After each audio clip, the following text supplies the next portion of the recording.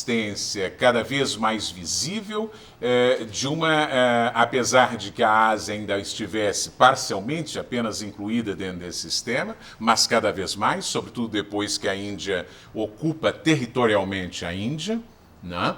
Mas a partir de 1700 e sobretudo a partir de 1750, pode-se dizer que as disputas europeias, e já agora a disputa simplificada entre França e Inglaterra, é uma disputa global.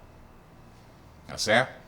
Então, o sistema mundial foi uma criação, digamos, eu diria, para forçar o argumento que estou querendo lhes apresentar, foi inclusive, o sistema mundial foi uma criação quase que mais do que da expansão dos Estados europeus, da guerra dos Estados europeus.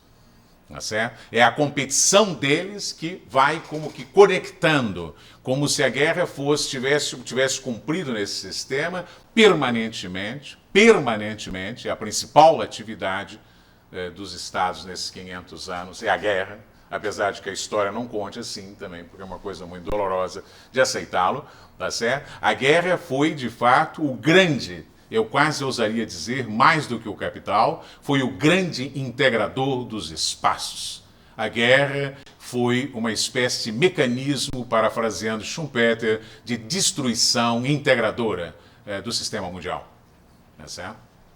A guerra deles, entre eles, os europeus, permanentemente, tá certo? Que se expandia para todos os cantos, e depois as guerras deles nos espaços coloniais, mobilizando e jogando poderes locais uns contra os outros. Aliás, foi sempre a gigantesca habilidade da Grã-Bretanha. Muito mais do que seu poder direto, burdo, grosso, ao estilo americano, do enfrentamento das situações que, em geral, lhes foi adversa, e muito mais o manejo inteligente, sofisticado da divisão dos outros e da mobilização de uns contra os outros, inclusive das suas próprias tropas, quase sempre, predominantemente, coloniais. Não é? Então, o que nós estamos dizendo é que, neste período que vai, portanto, de 1700 a 1815, o sistema mundial cada vez mais se articula em torno de uma bipolaridade. E essa bipolaridade chamou-se França e Inglaterra. Tá certo? E é o conflito entre esses dois países que como que cria ondas expansivas e de retração do sistema, não é? É esse conflito que vai incorporando, é evidente que é um conflito, é uma competição de capitais, é uma competição de poder político. E os dois juntos, não é? Isso é que vai como que criando ondas de expansão, conquistas de novos territórios que são econômicos e que são políticos. São territórios, vamos dizer assim, monetário-financeiros e são territórios, eventualmente, coloniais, como no caso da Inglaterra na Índia, né? Ou mesmo nas suas colônias brancas de ocupação. Tá certo? Isso vai até a Primeira Guerra Mundial. Ou, para ser mais preciso, até a Segunda Guerra Mundial. Ou, para ser ainda mais rigorosamente preciso, até 1956. Para vocês vejam a extensão da dominação franco-inglesa desse sistema.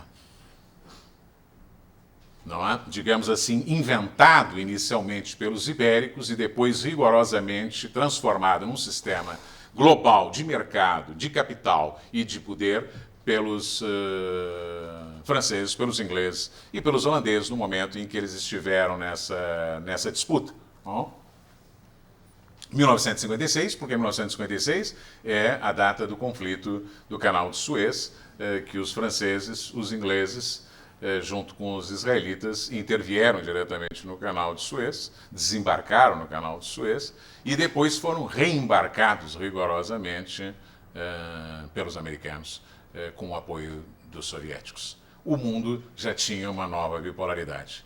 Não é nova essa ideia da bipolaridade. Talvez o novo é um mundo sem bipolaridade. Esse é um pouco mais complicado, talvez. Essa nova bipolaridade já entra nas nossas conversas seguintes. A dos Estados Unidos, exatamente a do poder americano. Eu creio que a nossa próxima conversa é mais estritamente sobre o poder americano. Não? Agora, portanto, digamos, essa, em grandes linhas, é o que eu lhes diria, a história estilizada da formação desse sistema, que nasce na Europa e vai como que incorporando pedaços a partir da própria competição intra-europeia. Não? Para vocês têm muita claridade, eu acho que às vezes a gente tem uma visão um pouco equivocada do que foi a dominação europeia na Ásia. Não é? Quer dizer, até 1858, a presença e o controle territorial, colonial dos europeus era muito pequeno. Era muito pequeno.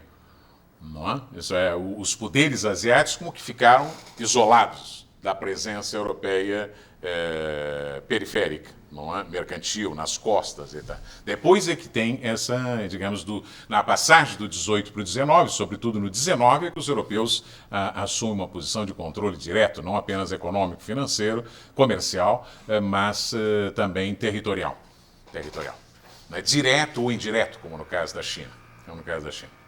Agora bem, essa história estilizada da formação do sistema político e econômico mundial, do nosso ponto de vista, permite constatar, detectar, já num passo à frente da reflexão, já num passo mais analítico da reflexão, a existência, pelo menos através dessa história, de dois processos absolutamente, do nosso ponto de vista, pelo menos, regulares, lógicos e interrelacionados, ou relacionados entre si. Quais são os dois processos que me parecem são fundamentais nessa história destacá-los? Primeiro, não é? Um processo permanente, constante, que atravessa a história, esses 500 anos, competitivo e belicoso de acumulação de poder dos Estados. Permanente.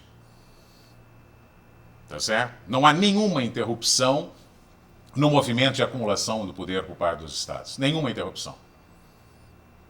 Já veremos o que isso significa. Segundo processo que eu acho importante é que, ao lado do processo competitivo e belicoso da acumulação do poder, não, existe durante todo esse período, isso já foi mais estudado, foi mais sublinhado, Marx talvez tenha sido o primeiro quem brilhantemente contou essa história, não é? Um processo competitivo e belicoso permanente de acumulação de capital sem fim, ou de riqueza, por parte dos capitalistas individuais e por parte dos Estados. Por fim, um terceiro processo, uma terceira dimensão que é observável nessa história é que esses dois processos estão cada vez mais relacionados entre si, o processo de acumulação de poder e o processo de acumulação de capital, não é? E a relação entre eles é cada vez mais virtuosa do ponto de vista deles, isto é, da acumulação de poder e da acumulação de capital. Não estou falando do ponto de vista das populações atingidas por esse processo expansivo. Eu acho que é possível perfeitamente identificar sinais dessa convergência entre a acumulação de poder e a acumulação de riqueza bem antes do longo século XVI, já é possível identificar isso, sobretudo no caso das relações entre as cidades-repúblicas italianas e os seus comerciantes banqueiros. Essa convergência entre poder e capital, não é? E a necessidade mútua dos dois aumenta, do nosso ponto de vista, enormemente durante as guerras de formação dos Estados absolutistas, isto é, no longo século XVI, e durante o período da expansão inicial ibérica, apoiada pelos capitais financeiros e o capital bancário italiano. Mas essa relação de poder e capital, certo? Atinge, do nosso ponto de vista, o seu ápice, exatamente, como já dizíamos logo antes, no momento da formação dos Estados e economias nacionais. É nessa hora que se juntam sobre um mesmo, como se houvesse uma sobreposição de vários projeções, assim, vários mapas, uma sobreposição de um só príncipe, uma só moeda, uma só dívida pública, um só sistema de crédito, um só sistema de bancos, um banco central e uma identidade nacional. Isso é uma coisa absolutamente gigantesca, o que significa do ponto de vista da revolução da história, o que aconteceu aí. Não é? É uma coisa, é muito difícil da gente olhar a história de frente para trás. Aliás, é muito fácil olhar de frente para trás porque fica tudo parecidozinho, tudo parece que era assim mesmo que tinha que ser. Não, mas não tinha que ser assim. Não tinha que ser assim. Mas apesar da gente saber que foi assim, é perfeitamente possível perceber, avaliar o quão disruptivo e o quão revolucionário é essa convergência. Não tem nada de obrigatória, não tem nada de necessária, não há nenhuma possibilidade de dizer que ela foi imposta pelo capital, pelo contrário, Ele é mais bem uma invenção do poder do que do capital, esse recorte, essa colagem. E é simultaneamente tudo isso, vocês pensem, de repente passar a se chamar, parece óbvio, tudo isso se chamar inglês. Parece uma obviedade lulante, não tem nada de obviedade nenhuma. De repente a moeda é inglesa. Ela não é a moeda do banco tal, ela não é a moeda genovesa, ela não é a moeda milanesa, ela não é a moeda do comerciante tal, o dinheiro, o papel que eu passei, não, é uma moeda inglesa. A dívida pública é inglesa, não é do príncipe tal, do rei tal, da família real tal, da dinastia tal. Não, a dívida pública é inglesa. Tá certo? Pois bem, essa, do meu ponto de vista, é, sem dúvida nenhuma, do ponto de vista lógico, não é? O momento em que se dá essa convergência, e a partir dessa convergência, uma verdadeira pororoca, não é? Já, para frente. Essa é a grande criação europeia, eu diria que é muito mais do que a Revolução Industrial, tá certo? Que já é uma espécie de decorrência dessa convergência e da explosão de energia e de poder que nasceu dessa coincidência de fronteiras entre o poder, o mercado, a moeda, o crédito, a tributação e as finanças. E isso aconteceu da maneira mais próxima daquilo que poderíamos chamar perfeita na Inglaterra. Apesar de que, em alguma medida, também aconteceu na Holanda, em alguma medida, mais atrasado, bem mais atrasado na França. Muito menos, quase nada, de jeito nenhum, na Espanha. Exatamente isso não aconteceu na Espanha. É como se a Espanha tivesse sido um império sem ser um Estado nacional. Não é? E é nesse sentido que nesse livro, sobretudo os nossos ensaios, eu uso a expressão para me referir a este fenômeno, que a partir daí, quer dizer, ao contrário do que muitos supõem, isso era o momento em que nasceu o Estado Nacional inglês, acabaram-se os impérios. É a vitória da forma do poder do Estado Nacional contra a dos impérios. A minha tese é exatamente, não foi assim. Esses estados que nasceram, os pioneiros, eles nascem, não é, como num movimento de introversão, mas esse movimento de introversão como que gera uma condensação de energia que joga imediatamente eles para fora. Então o Estado Nacional nasce se delimitando e se expandindo. E por isso o chamei no meu ensaio, na verdade, Estados-impérios. São minotauros, sempre foram. Essa é a característica das grandes potências. Todas as grandes potências sempre foram, e acho, serão Estados-impérios. Por mais que a gente goste ou não goste. Não estamos falando aqui de coisas que a gente gosta. Aliás, hoje só estamos falando de coisas que a gente quase não gosta. Mas não vem ao caso, a gente tem que entendê-las. Não é? Pois bem, quando, do ponto de vista lógico, a questão importante para entender é que, entretanto, quando a Inglaterra, os primeiros, pronto, a Inglaterra nasce, ela, entretanto, desde a primeira hora, não nasce só como sistema, como lógica. Agora já não estamos falando da história, como é que foi, quando é que foi, não, como sistema.